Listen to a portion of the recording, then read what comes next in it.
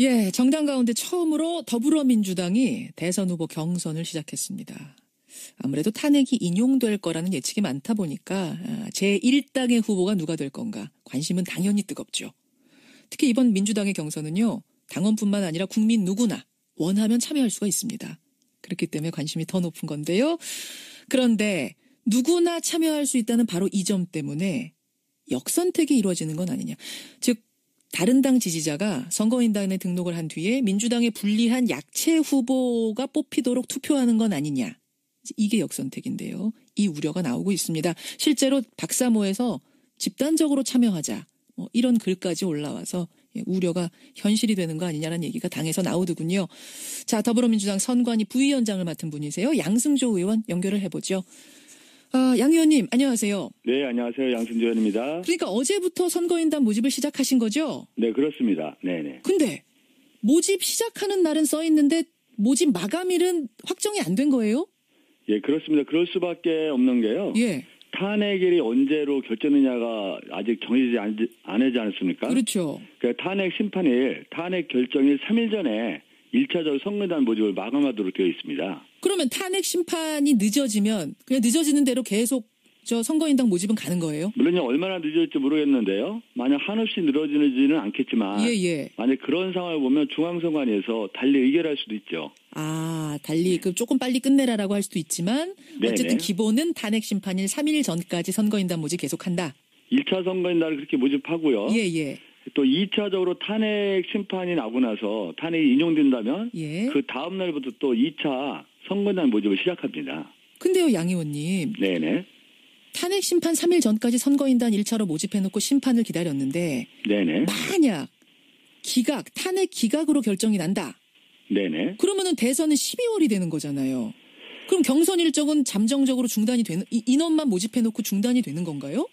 그런 일은 상상할 수도 없겠지만요. 일단 우리 당원 당규에서도 대선의 기준에서 6개월 전에 후보자를 결정하도록 되어 있거든요. 예. 그럼 6월 20일경이 됩니다. 그럼 실제 정상적으로 진행하더라도 3월 정도에 그 경선을 시작해야 되거든요. 한 2달 정도 걸리는 걸 전제로 할 때. 어차피 6개월 전엔 정해야 되니까. 예, 그래서 만약에 그런 일은 있을 가능성이 거의 제로라고 보지만 만약에 그런 일이 일어나더라도 실질적으로 2차 선거인단 모집 시기를 결정하고 다만 어떤 경선 일정 같은 경우에 조정은 돼야 되겠죠. 그렇군요. 알겠습니다. 어제부터 신청을 받으셨는데 지금까지 몇 명 신청했습니까? 우리가 사실 한 22만 정도가 들어왔는데요. 그중에는 권리당원이 있고 실질적으로 콜센터로 문의한 사람은 굉장히 많습니다. 한 71만 건이 들어왔어요. 문의 전화만 71만 건이 왔어요? 하루에? 예, 접속된 게. 근데 실질적으로 우리가 접수가 콜센터에 약간 문제가 있고 폭주해가지고 그 많은 사람을 접수 못했습니다. 그래서 그거를 좀 다시 한번 손을 봤고요. 근데 71만 건이 접속했다는 것은 어떤 의미가 있느냐. 2012년도에 4주간에 88만 건이 접속에 들어왔거든요. 4주 동안 88만. 네네네. 이제 그걸 감안해 볼 때 엄청나게 많은 사람이 관심을 갖고 있다. 그러네요. 그렇게 하고 오늘 아마 콜센터가 정상적으로 가동되면 오늘부터 엄청나게 많은 사람이 접수하지 않을까 그런 예상을 하고 있습니다. 보니까 목표가 200만 명 모집이었어요. 그렇습니다. 200만 명을 목표로 하신 어떤 이유라도 있습니까? 200만이라는 것은 엄청난 건데요. 지난 2012년도 우리가 한 100만 정도가 들어왔거든요.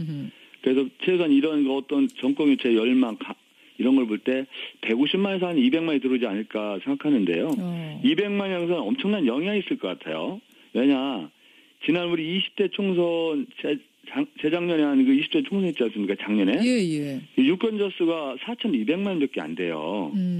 또 18대 대선의 투표자로 보면은 한 3,072만 명인데 그걸 감안할 때 200만이 들어왔다는 것은 거의 7, 8% 정도가 실제로 참여한다는 의미가 있기 때문에 엄청나게 많은 사람이 관심을 갖고 이 선거에 참여했구나. 그게 예측이 가능하고요. 그래요. 아마 그 상대당 쪽에서는 굉장히 엄청나게 좌절감을 느끼지 않을까 생각하고요. 200만 명 정도면 이게 좌절의 숫자군요. 다른 당에게는. 그러리라고 저는 생각합니다. 근데 지금 추세를 봐서는 어제 하루에 그러니까 71만 명이 문의했고 23만 명이라 그러셨나요? 실제 등록한 사람은? 이 정도 추이라면 200만 명 넘을 수도 있겠는데요. 3주 이상 한다면. 장담할 수는 없는데요. 하여튼 71만 명이 콜에 전화하고 접속을 했다는 거는 굉장한 의미가 있다고 생각하고 또 한 가지 의미가 있는 것이 한 200만 정도 들어온다는 것은 어떤 조직 동원으로는 도저히 우리가 그렇게 200만 원을 모집할 수가 없거든요. 자발적으로 들어오는 사람이 있을 수 있고 알겠습니다. 또 역선택의 가능성도 없잖아 있는 거죠. 바로 그 부분입니다. 그러니까 대선 투표권 가진 대한민국 국민이면은 누구나 신청 가능한 거죠. 네네. 인터넷으로도 하고 전화로도 하고 모바일로도 하고 서류로도 하고 4가지 방법. 예, 그렇습니다. 네. 당원이든 아니든 표의 가중치는 따로 없는 무조건 한 표. 따로 없습니다. 동일 가치죠. 그래서요. 네. 누구나 참여하게 문을 열어놨고 또 가치도 똑같이 한 표로 두다 보니까 역선택의 우려가 나옵니다. 실제로 어제 한때 박사모에서 이런 참여 안내문이 돌았어요. 그대로 제가 읽어보겠습니다. 네. 민주당 경선에 모두 참여합시다. 탄핵이 기각되어야 하지만 사전 대비도 필요합니다. 문재인 후보가 되는 건 무조건 막아야 합니다.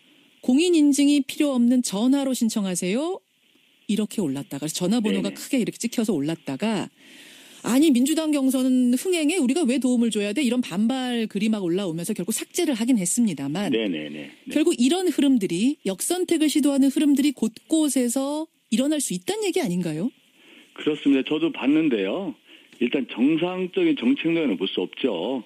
어떤 좀 심하게 표현하면 비열하고 야비한 짓이라고 볼 수 있는데 얘가 국민 경선 채택하면서 가장 우려했던 점 중에 하나가 역선택이거든요. 예. 그래서 실질적으로 예를 들어서 박사모 실제로 그런 행동을 할지 안 할지 모르겠지만 실제 행동을 해서 만약 몇십만 명이 동원된다. 그럼 커다란 문제가 있는 거고요. 만약 200만 명 총 모집 인원인데 그중에 한 10만 명만 해도 이건 어마어마한 표 아니에요? 어마어마한 똑같은 사람을 10만 명이 만약 찍는다 하면? 네, 그렇습니다. 왜냐하면 4-5분 전이 6분이 사실 본경선에 나서는 거잖아요. 그렇죠. 예상은.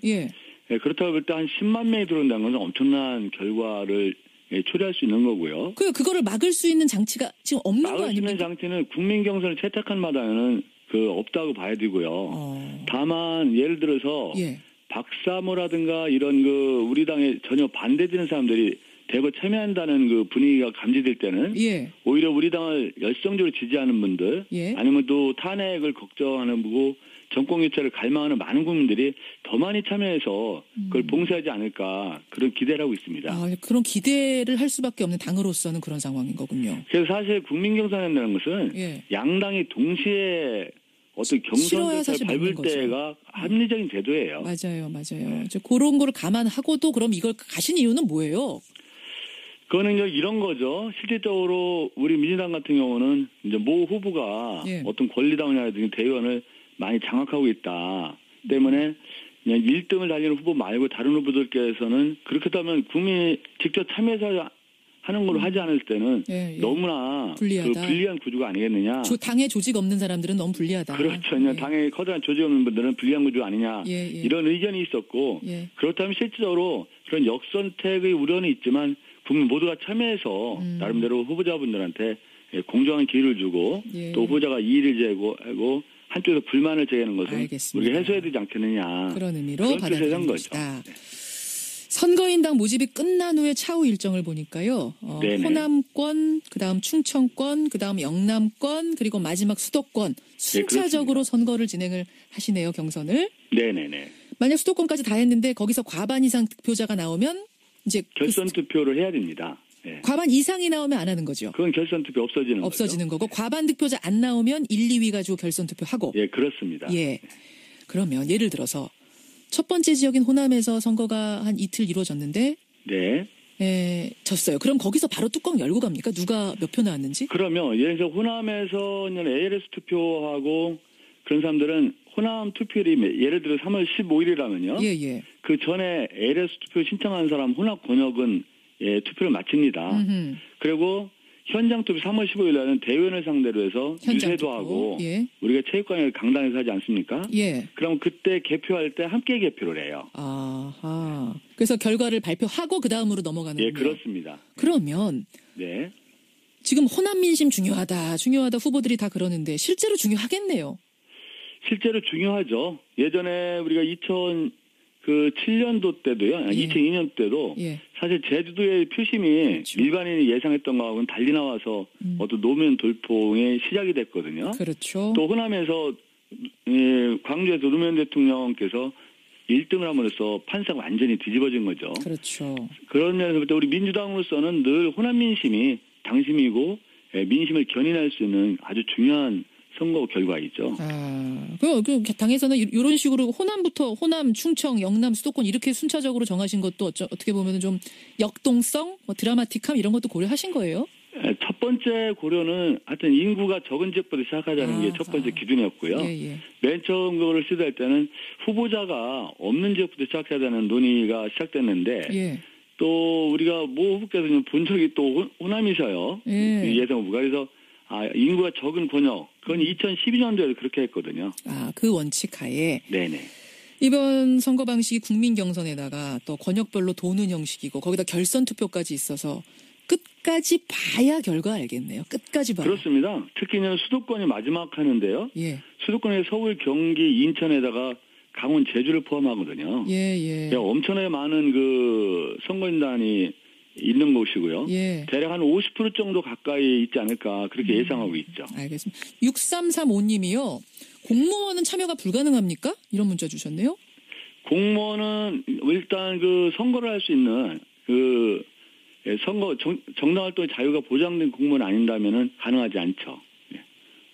잠깐만요. 가능하지 않다고요? 그러니까 참여가? 네네. 공무원은 참여가 불가능하답니다. 6335님. 근데 공무원인지 아닌지 신분 숨기고 참여하면 어떻게 돼요?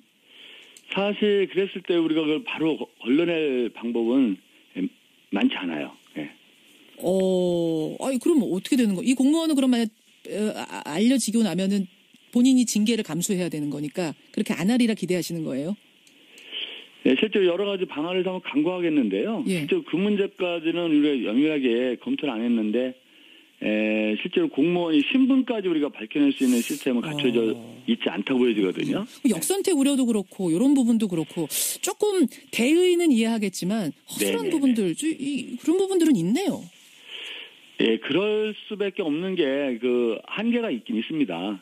가장 큰 건 공무원 부분보다는 우리는 가장 크게 우려하는 게 역선택 부분인데요. 사실 그 처음부터 우리가 충분히 그런 위험은 알았습니다. 그래서 우리가 국민 경선이 우리 민주당 내에 커다란 흐름이었었거든요. 그래서 국민 경선 채택하지만 그런 위험은 있다. 다만 그런 위험이 현실화됐을 때는 더 많은 그 정권 교체를 원하는 분들이 많이 참여해서 그걸 봉쇄하자는 거였죠. 대의를 생각해서 알면서도 어쩔 수 없었다는 말씀 여기까지 듣는 것으로 하지요. 잘 들어주십시오. 고맙습니다. 네, 감사합니다. 더불어민주당 국민경선 부위원장이세요. 양승조 의원이었습니다. 실이 되는 거 아니냐는 얘기가 당에서 나오더군요. 자, 더불어민주당 선관위 부위원장을 맡은 분이세요. 양승조 의원 연결을 해보죠. 양 의원님 안녕하세요. 네, 안녕하세요. 양승조 의원입니다. 그러니까 어제부터 선거인단 모집을 시작하신 거죠? 네, 그렇습니다. 네네. 근데 모집 시작하는 날은 써 있는데 모집 마감일은 확정이 안 된 거예요? 예, 그렇습니다. 그럴 수밖에 없는 게요. 탄핵일이 언제로 결정되냐가 아직 정해지지 않지 않았습니까? 그렇죠. 그러니까 탄핵 심판일, 탄핵 결정일 3일 전에 1차적으로 선거인단 모집을 마감하도록 되어 있습니다. 그러면 탄핵 심판이 늦어지면 그냥 늦어지는 대로 계속 선거인단 모집은 가는 거예요? 물론 얼마나 늦어질지 모르겠는데요. 만약 한없이 늘어지지는 않겠지만 만약 그런 상황을 보면 중앙 결정하도록 되어 있거든요. 그럼 6월 20일경이 됩니다. 그럼 실제 정상적으로 진행하더라도 3월 정도에 그 경선을 시작해야 되거든요. 한 2달 정도 걸리는 걸 전제로 할 때. 어차피 6개월 전엔 정해야 되니까. 그래서 만약에 그런 일은 있을 가능성이 거의 제로라고 보지만 만약 그런 일이 일어나더라도 실질적으로 2차 선거인단 모집 시기를 결정하고 다만 어떤 경선 일정 같은 경우에 조정은 돼야 되겠죠. 그렇군요. 알겠습니다. 어제부터 신청을 받으셨는데 지금까지 몇 명 신청했습니까? 우리가 사실 한 22만 정도가 들어왔는데요. 그중에는 권리당원이 있고 실질적으로 콜센터로 그 문의한 사람은 굉장히 많습니다. 한 71만 건이 들어왔어요. 문의 전화만 71만 건이 왔어요? 하루에? 접속된 게. 근데 실질적으로 우리가 접수가 콜센터에 약간 문제가 있고 폭주해가지고 그 많은 사람을 접수 못했습니다. 그래서 그거를 좀 다시 한번 손을 봤고요. 근데 71만 건이 접속했다는 것은 어떤 의미가 있느냐. 2012년도에 4주간에 88만 건이 접수가 들어왔거든요. 4주 동안 88만. 네네네. 이제 그걸 감안해 볼 때 엄청나게 많은 사람이 관심을 갖고 있다. 그렇게 하고 오늘 아마 콜센터가 정상적으로 가동되면 오늘부터 엄청나게 많은 사람이 접수하지 않을까 그런 예상을 하고 있습니다. 보니까 목표가 200만 명 모집이었어요. 그렇습니다. 200만 명을 목표로 하신 어떤 이유라도 있습니까? 200만이라는 것은 엄청난 건데요. 예. 지난 2012년도에 한 100만 정도. 예, 정당 가운데 처음으로 더불어민주당이 대선 후보 경선을 시작했습니다. 아무래도 탄핵이 인용될 거라는 예측이 많다 보니까 제1당의 후보가 누가 될 건가 관심은 당연히 뜨겁죠. 특히 이번 민주당의 경선은요. 당원뿐만 아니라 국민 누구나 원하면 참여할 수가 있습니다. 그렇기 때문에 관심이 더 높은 건데요. 그런데 누구나 참여할 수 있다는 바로 이 점 때문에 역선택이 이루어지는 건 아니냐.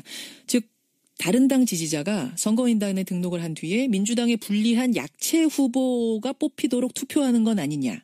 이게 역선택인데요. 이 우려가 나오고 있습니다. 실제로 박사모에서 집단적으로 참여하자. 이런 글까지 올라와서 우려가 선관위에서 달리 의결할 수도 있죠. 달리 조금 빨리 끝내라라고 할 수도 있지만 어쨌든 네네. 기본은 탄핵 심판일 3일 전까지 선거인단 모집 계속한다. 1차 선거인단을 그렇게 모집하고요. 예. 또 2차적으로 탄핵 심판이 나고 나서 탄핵이 인용된다면 그 다음 날부터 또 2차 선거인단 모집을 시작합니다. 근데요, 양 의원님. 네네. 탄핵 심판 3일 전까지 선거인단 1차로 모집해놓고 심판을 기다렸는데 네네. 만약 탄핵 기각으로 결정이 난다. 네네. 그러면은 대선은 12월이 되는 거잖아요. 그럼 경선 일정은 잠정적으로 중단이 되는, 인원만 모집해놓고 중단이 되는 건가요? 그런 일을 상상할 수도 없겠지만요. 일단 우리 당원 당규에서도 대선을 기준해서 6개월 전에 후보자를